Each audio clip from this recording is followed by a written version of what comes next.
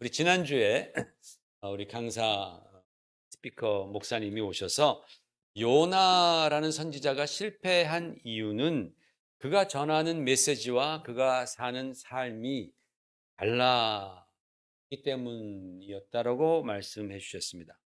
비록 그 요나가 전하는 메시지를 통해서 니느웨 사람들이 회개는 했지만 정작 자기 자신은 실패했다라는 말씀이었습니다.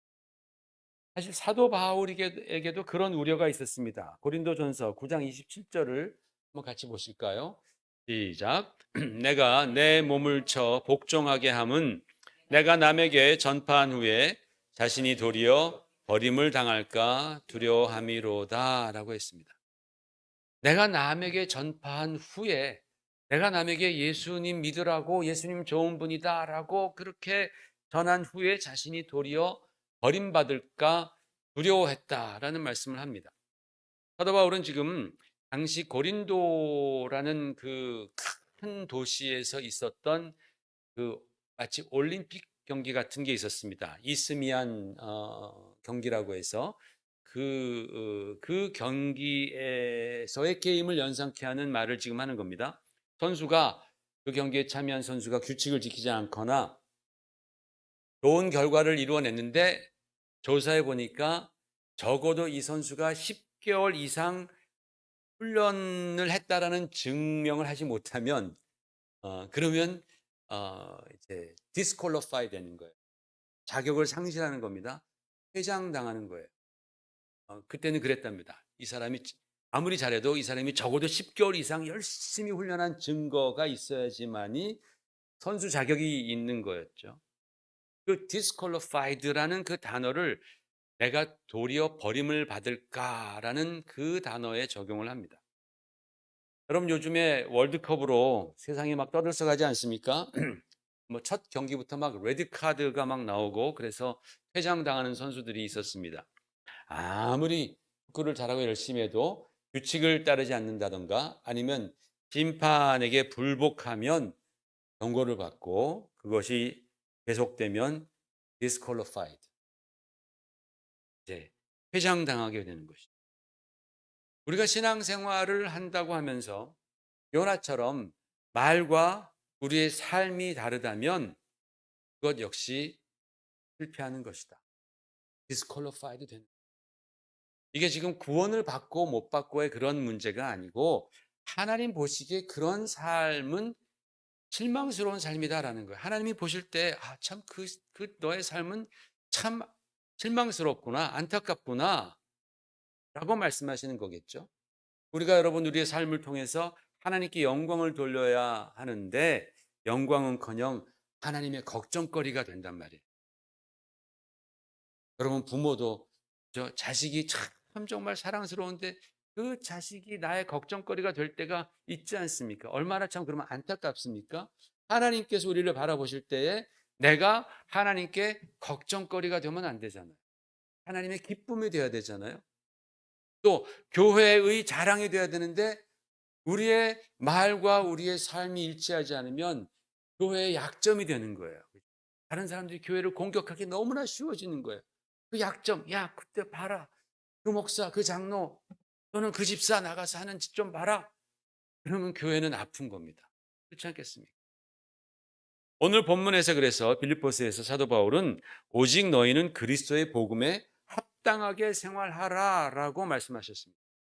예나 지금이나 초대교회나 현대교회나 신앙과 삶의 일치는 가장 중요한 부분 중에 하나다랍니다. 오늘 이 말씀을 통해서 우리가 어떻게 복음에 합당한 삶을 사는 성도가 될 수 있는지를 한번 알아보려고 합니다.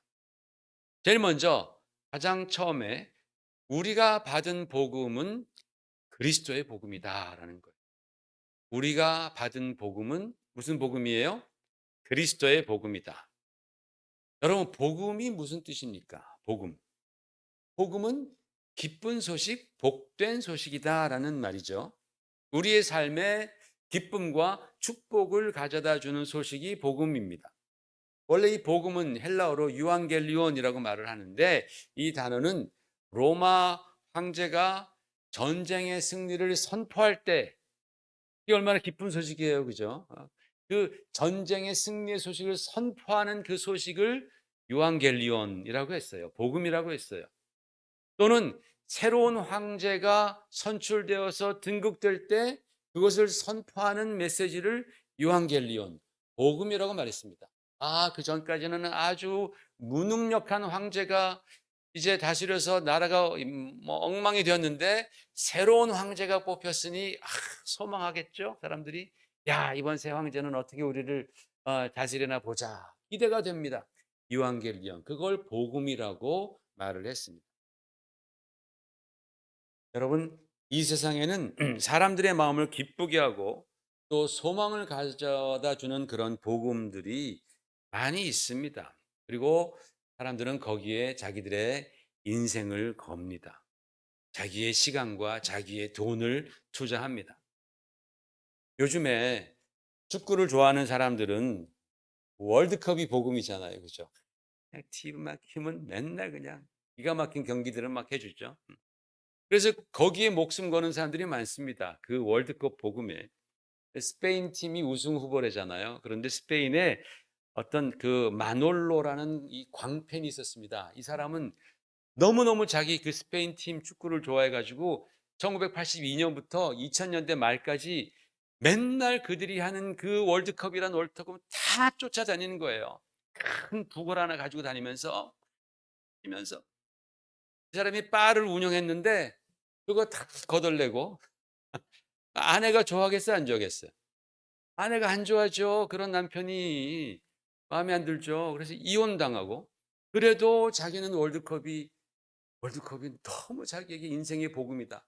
쫓아다니면서 마침내는 쫄딱 망했습니다. 길거리에 나 앉았습니다. 재미있는 사실은 그 스페인 축구 협회가 그 사람을 알아가지고 그 다른 팬들과 함께 모금을 했습니다. 그래서 생계를 유지할 수 있도록.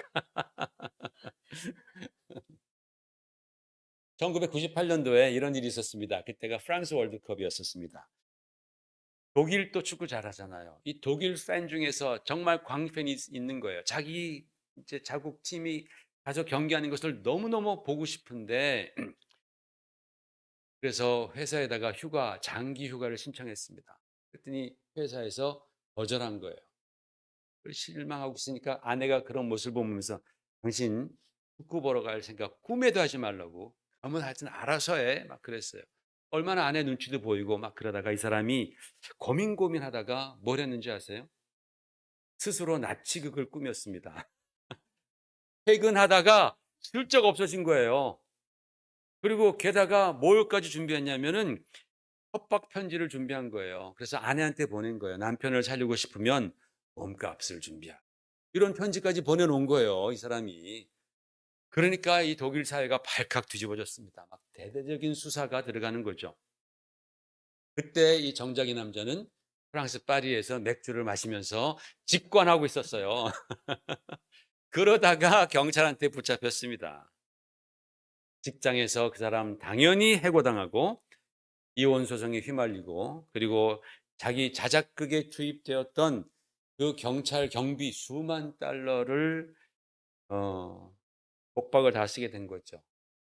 인생이 완전히 망해버렸습니다. 이 월드컵이라는 복음을 위해서 인생을 바친 사람들이 있다라는 거예요. 이 정도는 해야 그죠? 축구 좋아한다고 하지 않겠습니까? 여러분, 이 세상에도 분명히 기쁨이 있고 보람이 많이 있습니다. 복음이 있습니다. 그래서 황제의 복음, 유한겔리온, 뭐 월드컵 복음도 있을 수 있고 금덩어리를 찾아가는 금덩어리 복음, 예전에 엘도라도 그죠? 금광을 향해서 허브에 금이 나온 데더라. 그 복음을 향해서 쫓아가던 사람들. 그리고 자녀들이 자기의 복음인 사람도 있지 않습니까? 자녀. 그래서 어떤 사람들은요, 자기들의 삶의 방향이 오직 아까 같이 월드컵 또는 뭐 오직 나의 삶의 목표는 승진이다. 오직 자녀다. 오직 금덩어리다. 그렇게 그것을 향해서 달려가는 거예요.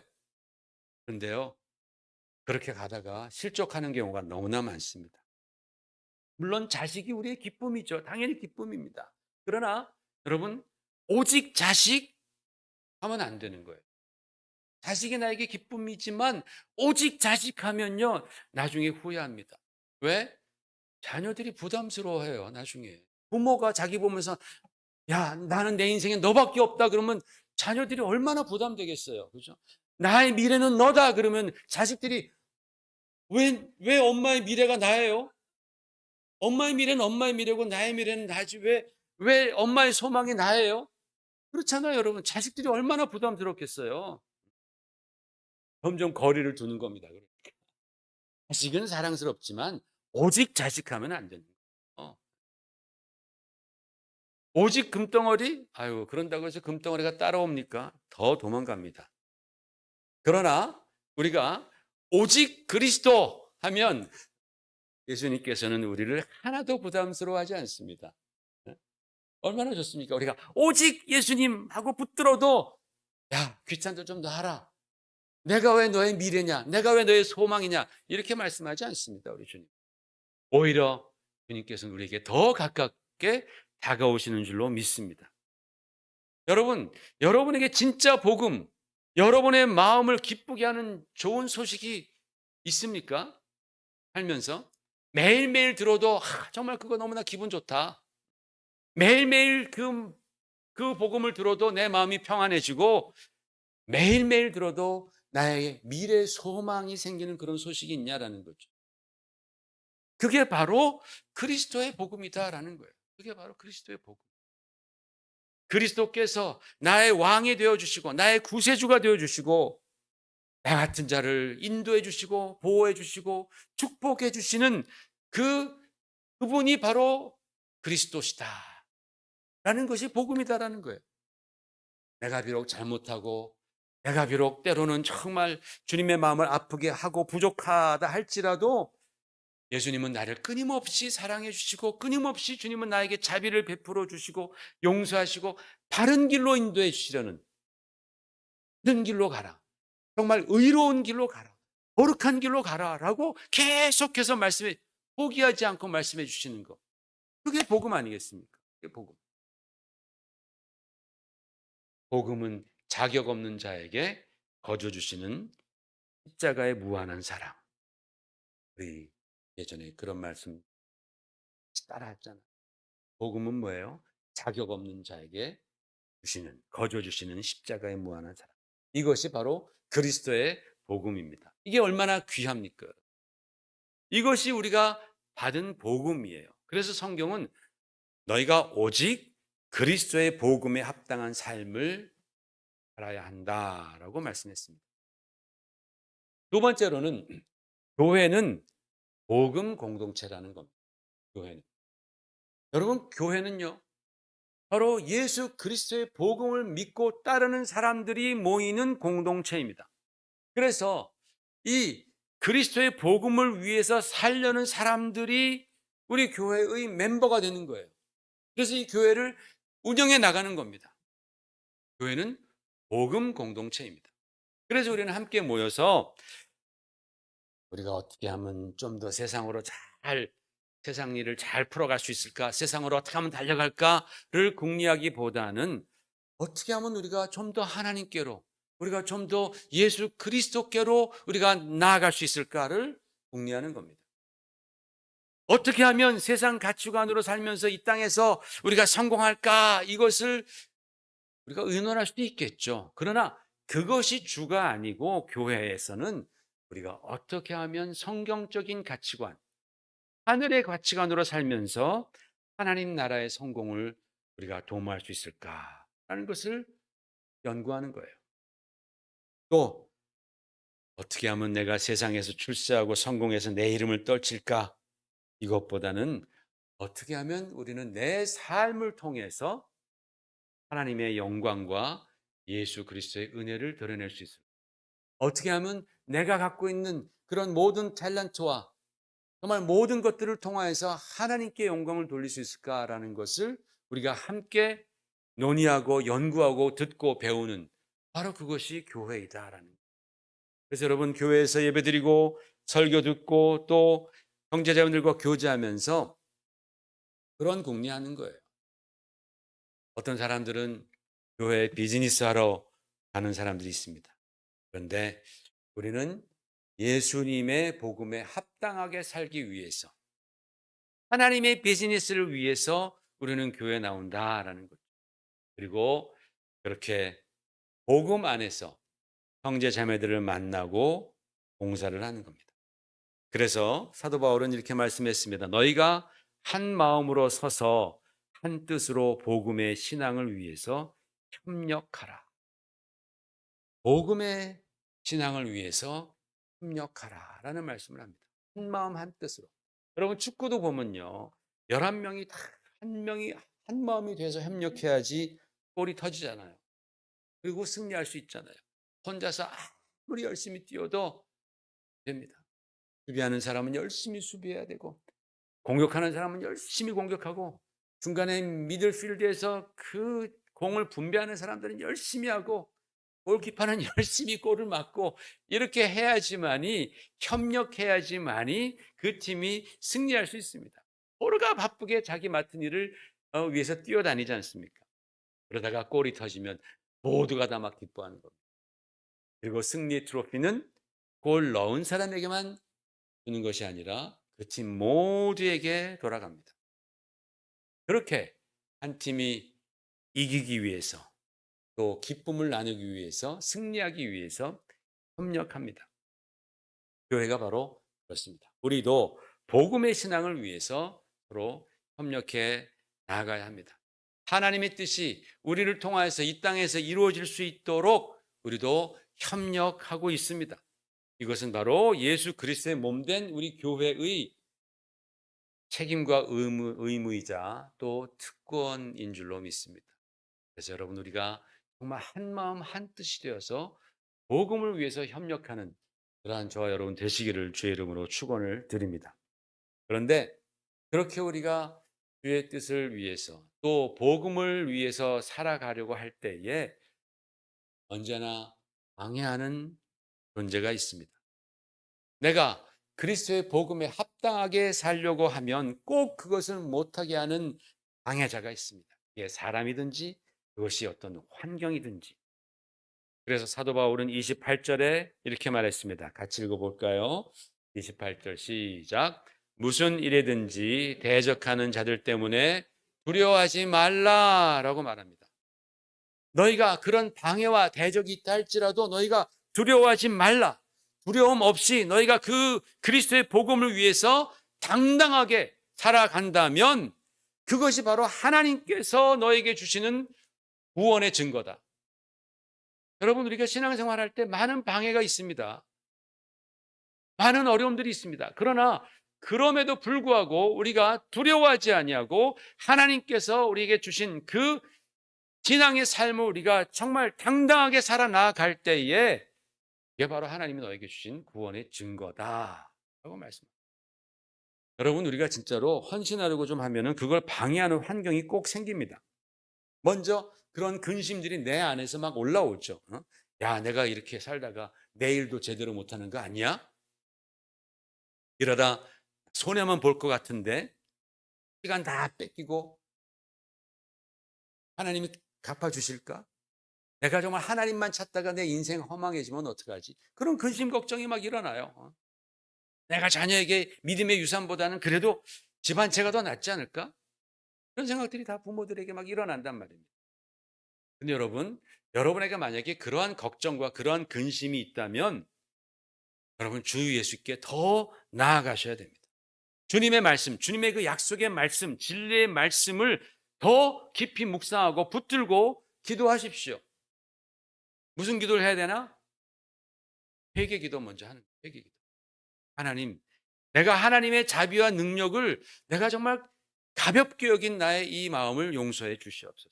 예수님의 그 십자가의 그 은혜와 고난을 내가 가볍게 생각했던 것을 주님 용서해 달라고 우리는 먼저 회개해야 됩니다. 여러분 우리 마음 가운데 자꾸만 내가 정말 주님께 헌신하며 믿음으로 살아가려는데 그것에 대한 자꾸만 다른 생각들이 생길 때 여러분 정말 우리가 하나님 앞에서 그런 마음을 회개하십시오. 내가 하나님 믿는다고 하지만, 하나님 전지전능하시고 하나님께서 나의 아버지시라고 내가 믿고 기도하지만, 그러나 나의 마음 가운데 아직도 하나님을 제대로 믿지 않는, 하나님을 의심하는 이러한 불신앙이 있사오니 하나님 용서해 달라. 그리고 주님께 더 말씀과 기도로 나아가시길 바랍니다. 그리고 또 그렇게 복음을 위해서 헌신하는 분들이 계십니다. 주변에. 그런 분들과 시간을 같이 나누시길 바랍니다. 그들이 어떻게 살아가는지, 그리고 그분들의 간증을 귀담아 들어보십시오. 주님께서는 바로 그분들을 통해서 우리에게 또 말씀하십니다. 여러분, 세상 사람들과 맨날 교제해봤자 거기서 좋은 신앙이 나오지 않아요. 물론 교제하지 말라라는 말씀이 아닙니다. 같이 교제하면서 그들의 또 세상적인 지혜도 듣고, 또 우리가 전도할 기회도 우리가 삼아야 되겠죠. 그러나 세상 사람들은요, 우리가 정말 하나님 앞에 헌신하고 순종하고 주님께로 달려가고 복음에 합당한 삶을 살려고 할 때에 사람들은 그거를 이해하지 못합니다. 왜 그렇게 살아? 천천히 해. 살살 믿어. 그래도 괜찮아. 그러나 성경은 그렇게 말씀하지 않는다라는 것을 우리는 알아야 됩니다. 마지막으로 29절을 보겠습니다. 29절 같이 읽어볼까요? 시작.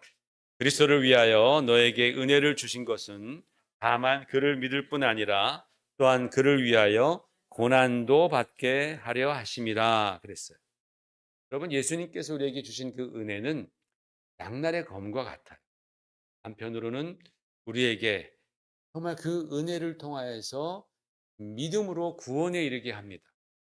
그런데 또 다른 한편으로는 우리가 복음을 위해서 고난도 있게 한다라는 겁니다. 복음을 위한 고난도 있다라는 거예요.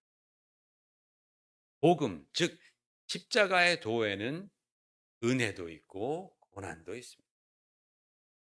그런데 많은 사람들이 은혜는 받지만 복음을 위한 고난은 외면하려고 그럽니다. 그런데 그런 편협한 신앙, 편식하는 신앙이죠. 그죠? 사람들이 편식하면, 아이들이 편식하면 어떻게 됩니까? 그러면 병나기가 일수죠. 마찬가지로 은혜는 원하지만 고난은 피하고 외면한다면 그런 신앙은 오래 못 가서 병이 나고 맙니다. 여러분, 우리 신앙 생활에 언제나 이단길, 꽃길만 깔려 있는 것은 아니지 않습니까? 성경은 한 번도 그렇게 약속하지 않았습니다. 주님은 네가 나를 믿으면 너의 길이 평생 비단길과 꽃길이 될 것이다 라고 약속해 주지 않았습니다.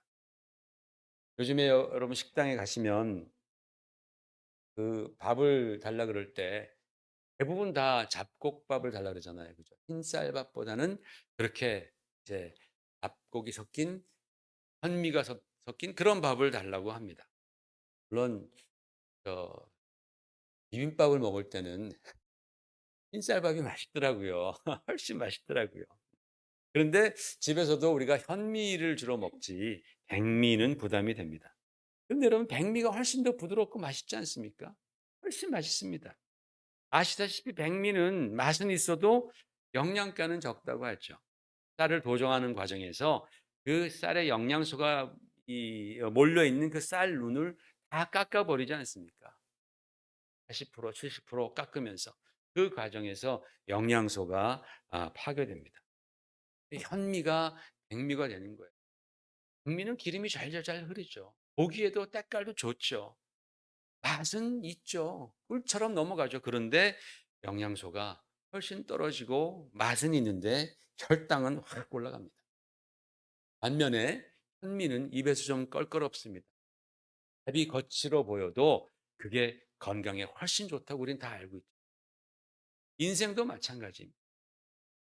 우리 삶에 고난이 있습니다.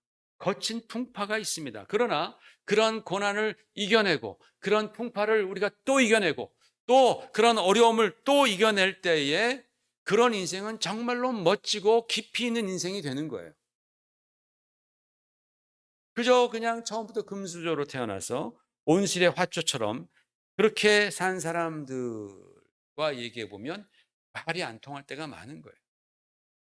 옛날에 우리 뭐 우스갯소리로 뭐 물 없으면 콜라 마시면 되고 밥 없으면 갈비 먹으면 되지 뭐 이런 식의 그런 답변이 나온단 말이죠.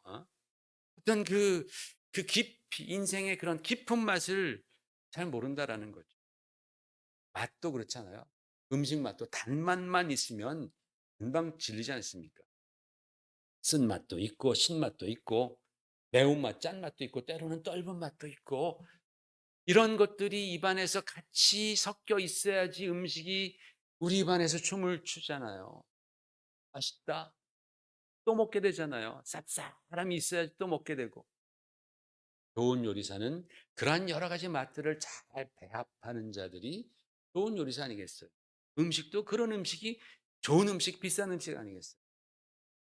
요셉의 인생 스토리가 왜 우리에게 감명을 줍니까? 고난이 있어서 그렇습니다. 예수님의 십자가가 왜 능력이 있습니까? 그분이 고난을 이기셨기 때문에 그렇습니다. 그렇기 때문에 여러분, 복음을 위한 고난은 우리의 신앙을 정말 참되고 깊이 있는 신앙으로 만든다라는, 깊이 있는 신앙으로 만들어요. 그런데 여러분, 우리가 사는 이 좋은 환경 속에서는 복음 때문에 고난이나 박해를 받지 않아요. 거의 그렇지 않습니다. 사도 바울 시대에 있었던 그런 고난과 그러한 박해 말입니다. 그런 것들이 요새는 우리에게는 사실은 없습니다. 우린 이 세상에는 아직도 굉장히 많습니다. 제가 말씀드렸지만 어, 이 현대에서 가장 많은 순교자가 나올 정도로 이 세상에는 박해가 많습니다. 그러나 우리가 사는 이 곳에서는 신앙 때문에 박해를 받지 않습니다. 감사하죠. 그러나 그 대신에 우리는 영적으로 굉장히 무뎌지죠. 미래집니다. 그래서 정말 제가 말씀드리고 싶은 것은 고난까지는 아니더라도 여러분 우리는 복음을 위해서 최선을 다하자. 복음을 위해서 좀 힘쓰자. 내가 복음에 합당한 삶을 살기 위해서 내가 정말 마음을 다하고 최선을 좀 다해보자라는 그러한 권면을 드리고 싶은 거예요. 여러분, 여러분의 삶이 바쁘죠. 하루하루 사는 것이 힘들 때가 있습니다. 그러나 그럼에도 불구하고 여러분은 정말로 복음에 합당한 삶을 살고 있습니다. 내가 마음만 먹으면 됩니다. 여러분 제가 군대에서요 가장 성경을 많이 읽었을 때가 언제인 줄 아세요? 제가 이등병 때입니다. 이등병 때. 그때 저는 포켓 성경을 갖고 다니면서 하여튼 짬만 나면 성경을 읽었습니다. 왜? 그게 나에게 위로가 되니까. 그게 나에게 힘이 되니까. 뭐 고참들이야 뭐 자기들 시간 많잖아요. 근데 이등병들은 시간이 없습니다. 훈련 가서도 시간 없습니다. 그러나 내가 5분 10분 짬 날 때 꺼내서 읽었어요. 고참이 뭐라 그러더라고요. 뭐가 나오냐?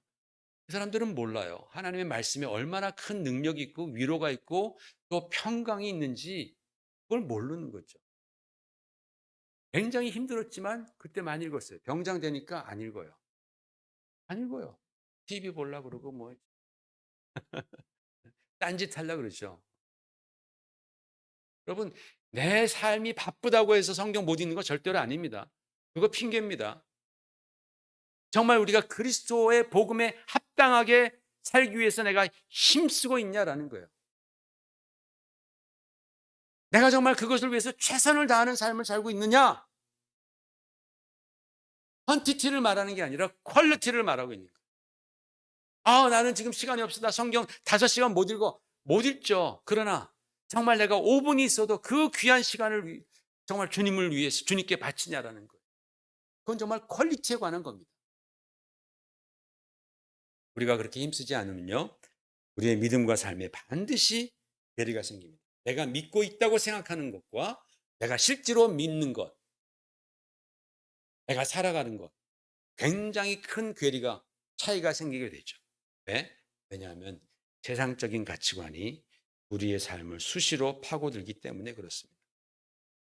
그러므로 사랑하는 성도 여러분, 복음에 합당한 삶을 사는 것이 좀 여러분에게 힘들고 고통스럽다 하더라도 그 결단을 가지시기 바랍니다. 인내하면서 정말 경주하기를 바랍니다. 이 운동선수들이 참 그 한 골 넣기 위해서 또는 상대방을 막기 위해서 얼마나 노력합니까? 그와 같이 우리도 정말 그리스도의 복음에 우리가 받은 그 예수 그리스도의 복음에 합당한 삶을 살기 위해서 여러분 정말 최선을 한번 다해 보세요. 여러분의 5분, 여러분의 10분을 한번 아껴서 정말 주님의 말씀을 읽으시고 또 그 5분 동안 기도하시고 하루에 여러분 5번 그런 짜 만나겠습니까? 그렇게 하면요. 여러분의 영혼에 근력이 생기기 시작합니다. 영적인 근력. 그리고 신앙에 탄력이 생깁니다. 금방 성령께서 우리의 삶을 지배하시기 시작합니다. 그러므로 여러분 정말 이번 주는 이제 우리 앞에 있는 이번 주는 지난주보다 복음을 위한 삶에 여러분이 조금만 더 힘쓰시길 바랍니다. 오늘은 내가 진짜 최선을 다했다라고 주님 앞에 고백할 수 있는 그러한 저 여러분이 되십시다. 그러면요 어느새 여러분이 갖고 있었던 그런 세상적인 근심과 염려, 걱정, 두려움이 안개 거치듯 거치게 될 것입니다. 그리고 내가 하나님 믿는 예수 안에 거한다라는 그 진정한 기쁨과 은혜를 체험하게 될 줄로 믿습니다. 그런 저와 여러분 되시기를 주의 이름으로 축원합니다.